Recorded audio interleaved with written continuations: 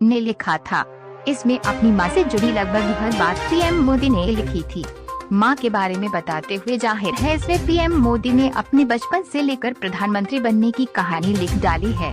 इस ब्लॉग को पढ़कर आपको पता चलेगा कि नरेंद्र मोदी के नरेंद्र मोदी बनने में हीराबेन का बहुत बड़ा हाथ है।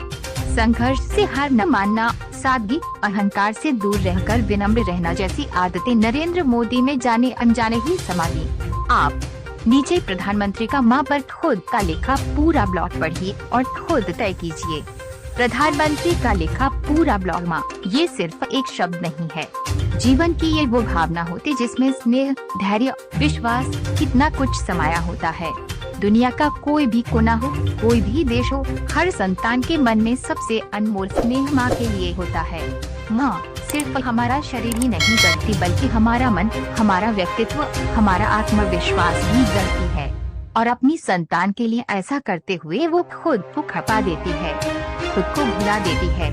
आज मैं अपनी खुशी, अपना सौभाग्य आप सबसे साझा करना चाहता हूँ। मेरी माँ हीराबा आज 18 जून को अपने 100वें वर्ष में प्रवेश कर रही हैं, यानी उनका जन्म शताब्दी वर्ष प्रारंभ हो रहा है।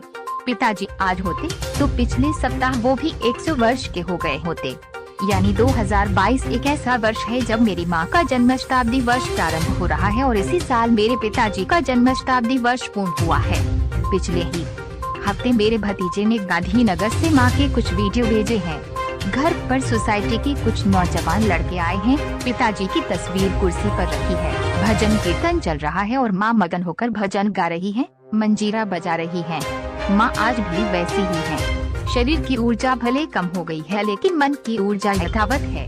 वैसे हमारे यहाँ जन्मदिन मनाने की कोई परंपरा नहीं रही है, लेकिन परिवार में जो नई पीढ़ी के बच्चे हैं उन्होंने पिताजी के जन्मशती वर्ष में इस बार 100 पेड़ लगाए हैं।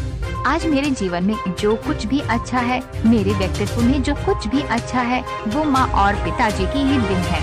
आज जब मैं यहाँ दिल्ली में बैठा हूँ तो कितना कुछ पुराना याद आ रहा है।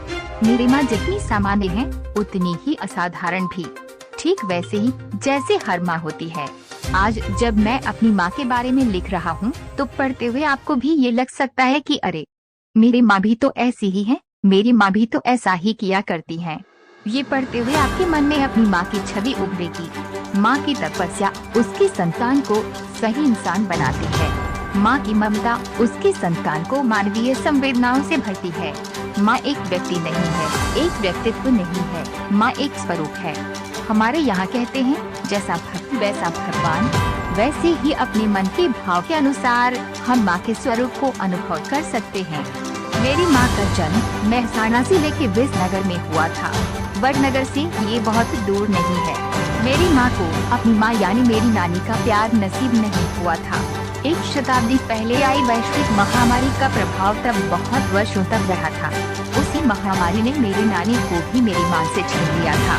माँ तक कुछ ही दिनों की रही होंगी। उन्हें मेरी नानी का चेहरा, उनकी गोद कुछ भी याद नहीं है। आप सोचे मेरी माँ का बचपन माँ के बिना ही बीता। वो अपनी माँ से जिद नहीं कर पाई, उनकी आंखें में सिर नहीं छिपा पाई। माँ को अक्षर ज्ञान भी नसीब नहीं हुआ। उन्होंने स्कूल का दरवाजा भी नहीं देखा। उन्होंने देखी तो सिर्फ गरीबी और घर में हर तरफ अभाव। हम आज के समय में इन स्थितियों को जोड़कर देखें तो कल्पना कर सकते हैं कि मेरी माँ का बचपन कितनी मुश्किलों भरा था। शायद ईश्वर ने उनके जीवन को इसी प्रकार से गढ़ने की सोची थी। आज उन परिस्थितियों के बारे में माँ सोचती हैं तो कहती हैं कि ये ईश्वर की ही इच्छा रही होगी। लेकिन अपनी माँ को खोने का, उनका चेहरा तक ना देख पाने का दर्द उन्हें आज भी है। बचपन के संघर्षों ने मेरी माँ को उम्र से बहुत पहले बड़ा कर दिया था। वो अपने परिवार में सबसे बड़ी थी और जब शादी हुई तो भी सबसे बड़ी बहू बनी। बचपन में जिस तरह वो अपने घर में सभी की चिंता करती थी, सभी का ध्यान रखती थी, सारे कामकाज की जिम्मेदारी उठाती थी, वैसे ही जिम्मेदारियाँ उन्हें ससुराल में उठानी पड़ी। इन जिम्मेदारियों के बीच, इन परेशानियों के बीच माँ हमेशा शांत मन से हर स्थिति में परिवार को संभाले रही। वडनगर के जिस घर में हम लोग रहा करते थे वो बहुत ही छोटा था। उस घर में कोई खिड़की नहीं थी, कोई बाथरूम नहीं था, कोई शौचालय नहीं था। कुल मिलाकर मिट्टी की दीवारों और खटखट की छत से बना वो एक 1.5 कमरे का ढांचा ही हमारा घर था। उसी में माँ, पिताजी, हम सब भाई बहन रहा करते थे। उस छोटे से घर में माँ को खाना बनाने में कुछ सहूलियत रहे, इसलिए पिताजी ने घर में बांस की फट्टी और लकड़ी के पत्थरों की मदद से एक मचान जैसी बनवा दी थी। वही मचान हमारे घर की रसोई थी। माँ उसी पर चढ़कर खाना बनाया करती थी और हम लोग उसी पर बैठकर खाना खाया करते थे। सामान्य रूप से जहाँ अभाव रहता है वहाँ तनाव भी रहता है। मेरे माता पिता की विशेषता रही कि अभाव के बीच भी उन्होंने घर में कभी तनाव को हावी नहीं होने दिया। दोनों ने ही अपनी अपनी जिम्मेदारियां साझा की हुई थी। कोई भी मौसम हो, गर्मी हो, बारिश हो, पिताजी 4 बजे भोर में घर से निकल जाया करते थे। आसपास के लोग पिताजी के कदमों की आवाज से जान जाते थे कि 4 बज गए हैं, दामोदर काका जा रहे हैं।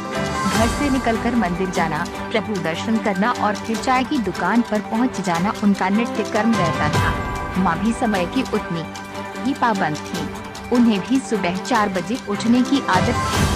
सुबह सुबह ही वो बहुत सारे काम निपटा लिया करती थी। गेहूँ पीसना हो, बाजरा पीसना हो, चावल या दाल बीनना हो, सारे काम वो खुद करती थी। काम करते हुए माँ अपने कुछ पसंदीदा भजन या प्रभातियाँ गुनगुनाती रहती थी। नरसिंह मेहता जी का एक प्रसिद्ध भजन है, जल कमल छान दी जाने वाला स्वामी अमारोजाक्षी, वो उन्हें बहुत पसंद है। एक लोरी भी है, शिवाजी निहाल रघु, माँ ने भी बहुत गुनगुनाती थी। माँ कभी अपेक्षा नहीं करती थी कि हम भाई बहन अपनी पढ़ाई छोड़कर उनकी मदद करें। वो कभी मदद के लिए उनका हाथ बंटाने के लिए नहीं कहती थी।